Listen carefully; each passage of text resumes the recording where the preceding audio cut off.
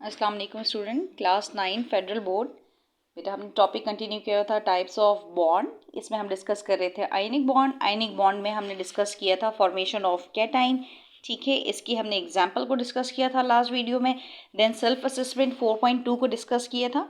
अब उसी से रिलेटेड हमने डिस्कस करना है example number 4.3 which is describe the formation of anion. ठीक है, हमने आयनिक बॉन्ड को डिस्कस किया था। आयनिक बॉन्ड फॉर्म होते हैं कैटाइन और एनाइन के दरमियान के इलेक्ट्रॉनिक चार्जेस के दरमियान। ठीक है, सो कैटाइन कैसे फॉर्म होता है वो हमने देख लिया था। आज हम डिस्कस करेंगे फॉर्मेशन ऑफ एनाइन को। ठीक, सो फॉर्मेशन ऑफ एनाइन के लिए वन ग्लैंस जो है वो रिव्यू कर लेते हैं। ठीक, तो आयनिक बॉन्ड बनते हैं मेटल्स के दरमियान एंड नॉन मेटल्स के दरमियान। मेटल्स जब भी इलेक्ट्रॉन को लूज करते हैं तो क्या बनाते हैं, कैटाइन बनाते हैं। और जब भी इलेक्ट्रॉन को गेन करते हैं, कौन गेन करेंगे, नॉन मेटल गेन करते हैं। नॉन मेटल जब भी इलेक्ट्रॉन को गेन करते हैं तो वो क्या बनाते हैं, एनाइन बनाते हैं, जो हमारे आज का टॉपिक है। ठीक है, फॉर्मेशन ऑफ एनाइन। ठीक, एटम क्या होते हैं, न्यूट्रल होते हैं। ठीक, आइंस बनाते हैं वो। और आइंस कितने तरह के होते हैं, कितने टाइप्स के होते हैं, 2 टाइप्स ऑफ आइन होते हैं। इसी को दोबारा से रिकॉल करवा रही हूँ। ठीक है, एक आइन होता है कैटाइन। कैटाइन फॉर्म होता है बाय लूजिंग इलेक्ट्रॉन। सेकेंड आइन होता है आपके पास एनाइन। एनाइन फॉर्म होता है बाय गेनिंग इन इलेक्ट्रॉन। ठीक है, कैटाइन फॉर्म होने के बाद M+2 M+3 वो डिपेंड करता है कौन से ग्रुप से मेटल बिलोंग करता है। ठीक है, इसी तरह से एनाइन जो है एक्स क्या चीज़ है, एक्स हेलोजेंस होते हैं। ठीक है, हेलोजेंस फॉर्म कर सकते हैं -1। ठीक है, ये क्या हो जाते हैं, हेलाइड्स बना लेते हैं। ठीक है, इसके अलावा कोई और भी मेटल्स हो सकते हैं, जैसे यहाँ पे मैंने इन जनरल रिप्रेजेंट किया है बी से। तो अगर आप ऑक्सीजन फैमिली होगी तो वो क्या होगा, -2 होगा। सल्फर अगर होगा तो -2 फॉर्म होगा। क्यों, क्योंकि ये 6 एक ग्रुप से बिलोंग करते हैं। ठीक है, 6 का मतलब क्या है कि इनको ऑक्टेट कंप्लीट करने के लिए 2 इलेक्ट्रॉन्स रिक्वायर्ड है। सो कोई एलिमेंट होगा जो इनको जो है वो 2 इलेक्ट्रॉन दे देगा, तो ये -2 में कन्वर्ट हो जाएंगे। ठीक है, यहाँ तक बात क्लियर है। सो अब हम स्टार्ट करते हैं एग्जाम्पल नंबर 4.3। एग्जाम्पल नंबर 4.3 देखें, describe the formation of anion.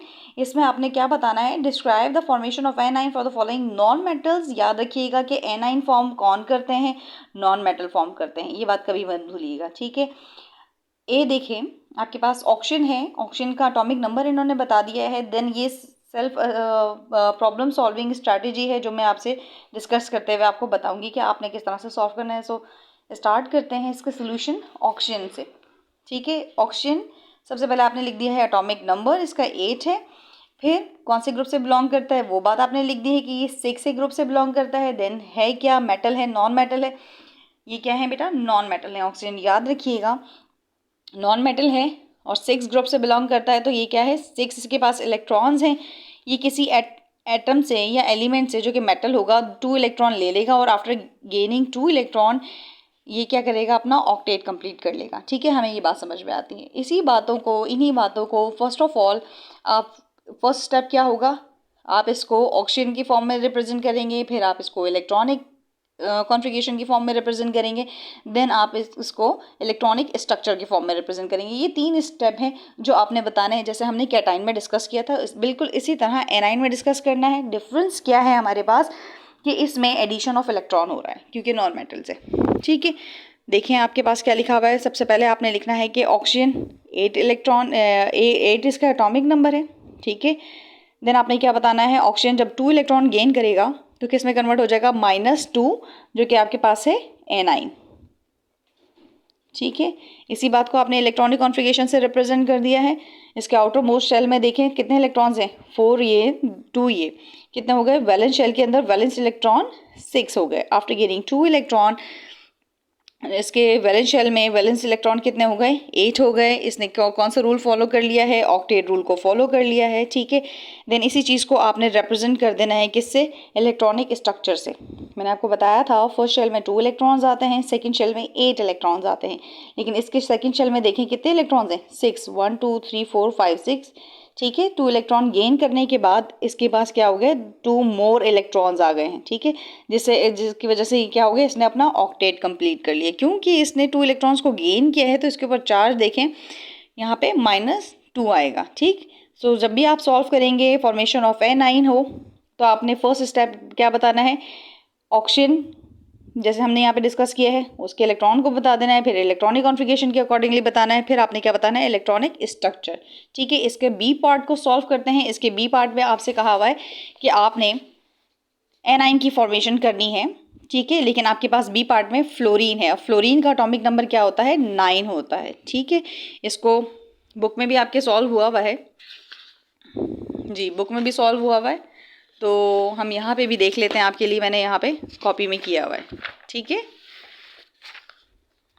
सो देखें, सबसे पहले आपने क्या लिखना है कि आपने फ्लोरीन का एटॉमिक नंबर आपने लिख दिया है, मैं मेंशन किया हुआ है वैसे भी क्वेश्चन में, 9। कौन से ग्रुप से बिलोंग करता है, 7A ग्रुप से बिलोंग करता है। 7A ग्रुप को हम हेलोजेंस से याद करते हैं, हेलोजेंस होता है। ठीक है, और इसको रिप्रेजेंट किससे किया जाता है, कैपिटल X के साथ रिप्रेजेंट किया जाता है। ठीक है, और ये क्या है, नॉन मेटल होते हैं। ठीक है, मोस्ट इलेक्ट्रोनेगेटिव ग्रुप है ये। ठीक है, और उसमें अगर आपसे कहा जाए कि अगर आपसे एग्जांपल किसी भी स्टेज पे पूछ ली जाए कि मोस्ट इलेक्ट्रोनेगेटिव एटम की एग्जांपल दें, तो आप फौरन से बताएंगे फ्लोरीन। फ्लोरीन की इलेक्ट्रोनेगेटिविटी 4 होती है। ठीक है, इसके आउटर मोस्ट शेल में कितने इलेक्ट्रॉन्स होते हैं, 7 इलेक्ट्रॉन्स होते हैं। After gaining 1 electron it will follow the octet rule. ठीक है, तो ये क्या बनाएंगे, -1।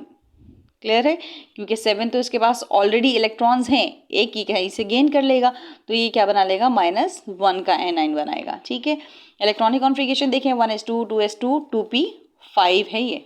ठीक है, +1 इलेक्ट्रॉन इसने गेन किए हैं, तो इसके आउटर मोस्ट शेल में देखें 8 इलेक्ट्रॉन्स आ गए, यहाँ 2 यहाँ के, 6 यहाँ के, 8 हो गए। वैलेंस शेल में वैलेंस इलेक्ट्रॉन 8 ऑक्टेट रूल को फॉलो कर रहा है। देन आपने क्या बताना है, इसका इलेक्ट्रॉनिक स्ट्रक्चर।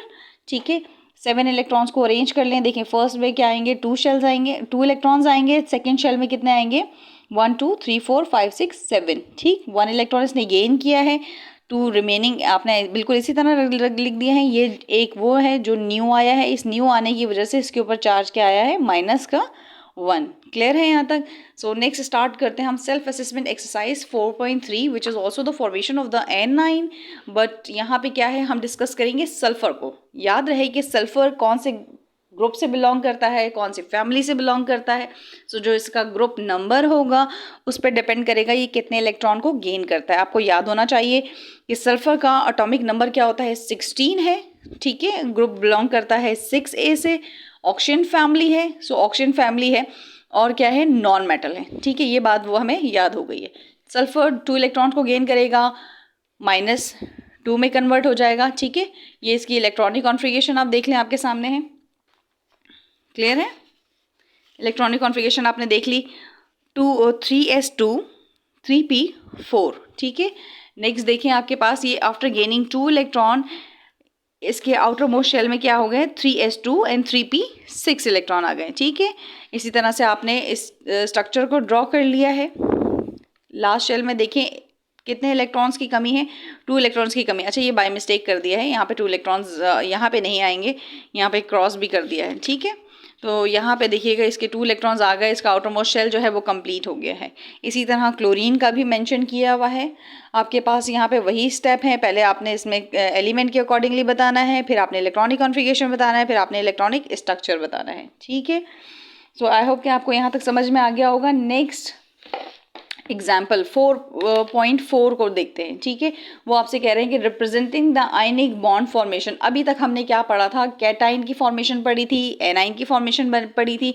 आपको पता है कि आयनिक बॉन्ड फॉर्म होते हैं जब चार्जेस कंबाइन होते हैं। ठीक है, दैट मीन कैटाइन जब कंबाइन होगा एनाइन के साथ, यहाँ पे रिप्रेजेंट किया हुआ है, कैटाइन कंबाइन होगा एनाइन के साथ तो फॉर्म होगा क्या, आयनिक बॉन्ड। ठीक है, दोबारा से डिस्क्राइब कर देती हूँ मैं आपको। ये सोडियम मेटल है, मेटल की टेंडेंसी के इलेक्ट्रॉन को लूज कर रहे हैं। आफ्टर लूजिंग एन इलेक्ट्रॉन ये किस में कन्वर्ट हो जाता है, प्लस आयन में कन्वर्ट हो जाता है, जिसे हम क्या कहते हैं, कैटाइन कहते हैं। तो आपने पहला स्टेप बता देना है formation of cation. Second step देखें, नॉन मेटल होते हैं वो क्या करते हैं, इलेक्ट्रॉन को गेन करते हैं। इलेक्ट्रॉन को गेन करने के बाद किस में कन्वर्ट होते हैं, एनाइन में कन्वर्ट होते हैं। ठीक है, आपने ये बात बतानी है। देन आयनिक बॉन्ड आपने बताना है। इस क्वेश्चन में आपने आयनिक बॉन्ड की फॉर्मेशन बतानी है। ठीक है, तो Na पॉजिटिव Cl नेगेटिव जब कंबाइन होंगे तो आपके पास आयनिक बॉन्ड फॉर्म हो जाएंगे, और आयनिक बॉन्ड फॉर्म होने के बाद ये क्या हो जाएगा, न्यूट्रल मॉलिक्यूल और न्यूट्रल कंपाउंड हो जाएगा। ठीक है, तो स्टेप वही है कि किस तरह से सोडियम सोडियम जो है वो इलेक्ट्रॉन जो लूज़ कर रहा था बेसिकली वो क्लोरीन उसको ले रहा था,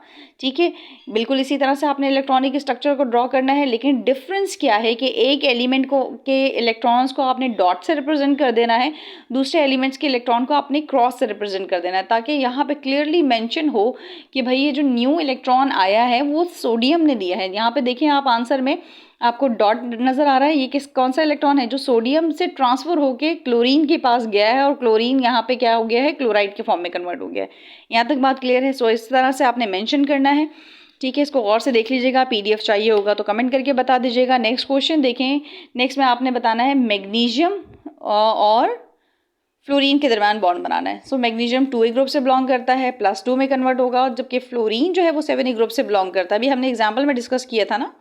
सो ये -1 बनाएगा, तो इसके लिए हमें 2 फ्लोरीन रिक्वायर्ड होंगे। क्लियर है।